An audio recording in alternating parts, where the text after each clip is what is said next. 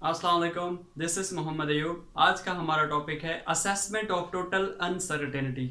कि total uncertainty final result में हम किस तरह कैलकुलेट करेंगे डिफरेंट जब हमारे पास केसेस आएंगे। इससे प्रीवियस वीडियो में हम ऑलरेडी अनसर्टेनिटी जानते हैं, लेकिन अब हम डिस्कस करते हैं कुछ हमारे पास केसेस आएंगे कि एडिशन, सब्ट्रैक्शन, डिवीजन और मल्टीप्लिकेशन के केसेस में हम अनसर्टेनिटी को किस तरह डील कर सकते हैं। लेट्स सपोज हमारा फर्स्ट केस है for addition and subtraction. Addition और सब्ट्रैक्शन के केस में हमें अनसर्टेनिटी किस तरह कैलकुलेट करनी है, उसके लिए लेट्स सपोज हमारे पास एक एग्जांपल है x1 और x2 की कुछ वैल्यूज हैं जिनके साथ लीस्ट काउंट लिखा हुआ है, यानी कि एब्सोल्यूट अनसर्टेनिटी। तो हम क्या करेंगे, लेट्स सपोज के हम दो वैल्यूज को सब्ट्रैक्ट कर रहे हैं, तो उसके लिए हम x2 माइनस x1 लिखेंगे। तो हमारे पास रिजल्ट्स जो भी आएगा कि 16.3, और हमने एब्सोल्यूट अनसर्टेनिटी को क्या करना है, इनको तो हम प्लस या माइनस करेंगे, ये जो वैल्यूज हैं x1 और x2 की according to given situation, plus या माइनस। लेकिन हमने क्या करना है, ये जो एब्सोल्यूट अनसर्टेनिटी है इन्हें हमने ऐड करना है, मस्ट ऐड। तो प्लस माइनस 0.2 सेंटीमीटर आएगा। ये एक इम्पॉर्टेंट पॉइंट है इस केस में कि हमने एब्सोल्यूट अनसर्टेनिटी को ऐड करना है। नेक्स्ट हमारे पास केस है मल्टीप्लिकेशन एंड डिवीजन। मल्टीप्लिकेशन और डिवीजन के केस में हम अनसर्टेनिटी को किस तरह डील करते हैं, आइए देखते हैं। लेट्स सपोज कि हमारे पास वोल्टेज और करंट की वैल्यूज दी हुई है और उनकी एब्सोल्यूट अनसर्टेनिटी भी गिवन है ये। तो इस केस में हमें कहा गया है कि हमें ओहम लॉ लगा के, ओहम लॉ यूज करते हुए, ओहम लॉ को अप्लाई करते हुए हम इसकी कैलकुलेट करें रेजिस्टेंस। तो हमें पता है कि V is equal to I R, तो R हम यहाँ से कैलकुलेट कर लेंगे V over I. R is equal to V over I, ये फार्मूला हम इंप्लीमेंट करेंगे। लेकिन इससे पहले हमें परसेंटेज अनसर्टेनिटी इन दोनों की अलग अलग पता होनी चाहिए। यहां पे हम लिखेंगे परसेंटेज अनसर्टेनिटी फॉर वोल्ट। तो वो हम लिखेंगे, ये जो लीस्ट काउंट साथ गिवन है जिसे हम एब्सोल्यूट अनसर्टेनिटी कहते हैं, इसे हम डिवाइड करेंगे वैल्यू के साथ और मल्टीप्लाई कर देंगे 100 के साथ। तो हमें कुछ ना कुछ वैल्यू ऑब्टेन्ड होगी, कुछ ना कुछ परसेंटेज हमें मिलेगी। तो हम कैलकुलेट कर लेते हैं।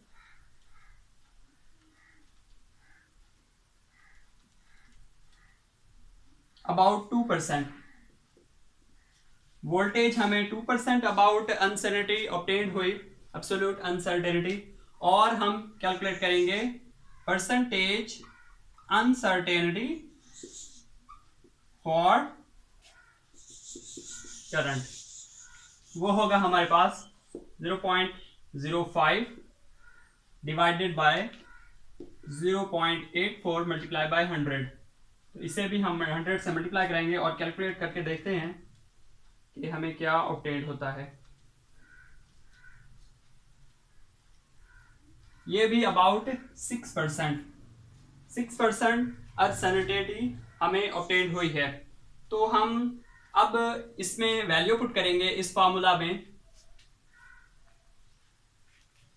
हम यहां पे कैलकुलेट करते हैं। R is equal to V over I. V हमारे पास है 5.2 डिवाइडेड बाय 0.84, 5.2 डिवाइडेड बाय 0.84, तो वो है हमारे पास 6.20 है। और इसके साथ अनसर्टेनिटी कितनी ऑब्टेन्ड हुई है वो हम जैसे हमने प्रीवियस केस में एडिशन और सब्ट्रैक्शन के केस में किया कि ऐड द एब्सोल्यूट अनसर्टेनिटी। ये है एब्सोल्यूट अनसर्टेनिटी, ये जो 2% और 6% आई है, इसे हम यहां पे ऐड करके इसके साथ लिख देंगे प्लस माइनस 8% एब्सोल्यूट अनसर्टेनिटी। ये भी एक इंपॉर्टेंट पॉइंट है। मल्टीप्लिकेशन एंड डिवीजन के केस में अनसर्टेनिटी कैलकुलेट करने का। थर्ड केस है फॉर पावर फैक्टर, कि अगर कैलकुलेशंस में हमारे पास या रीडिंग लेने में पावर फैक्टर आ जाता है तो अनसर्टेनिटी किस तरह हम डील करेंगे। लेट्स सपोज हमें वॉल्यूम गिवन हो और उसका रेडियस भी गिवन हो और हमें कहा जाए कि इसकी अनसर्टेनिटी कैलकुलेट करें, तो हम इसे कैसे डील करेंगे। लेट्स सपोज कि वॉल्यूम के फार्मूला हमें पता है v = 4/3 पाई आर क्यूब। इसमें 4/3 भी कांस्टेंट है, पाई भी कांस्टेंट है, लेकिन इसमें जो वेरिएशंस आती हैं, जो तब्दीली आती है, वो आर की वैल्यू में आती है। जो हमें बुक में गिवन है इस टॉपिक में, इस टॉपिक को डील करने के लिए, वो है रेडियस इज r = 2.25 ± 0.01 सेंटीमीटर। ये जस्ट एक एग्जाम्पल के तौर पर ले रहा हूं।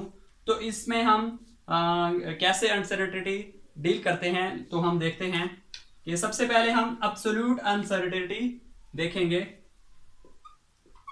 एब्सोल्यूट अनसर्टेनिटी वो हमारे पास इक्वल है, जिसे हम लीस्ट काउंट भी कहते हैं, वो हमारे पास है 0.01 सेंटीमीटर।